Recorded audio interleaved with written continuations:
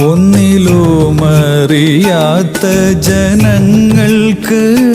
ഒന്നുകൊണ്ടും തിരിയാത്ത വസ്തുവായി ഒന്നുപോലെയൊന്നില്ലാതെ ഉള്ളതിൽ ഒന്നൊന്നായുള്ളൊരു ജീവസ്വരൂപമായി ഒന്നിലും ഒരു ബന്ധമില്ലാതെയായി നിന്നവൻ തന്നെ വിശ്വം ചമച്ചുപോൽ മൂന്നുമൊന്നിലടങ്ങുന്നു പിന്നെയും ഒന്നുമില്ല പോൽ വിശ്വമന്നേരത്ത് ഒന്നുമില്ല പോൽ വിശ്വമന്നേരത്ത്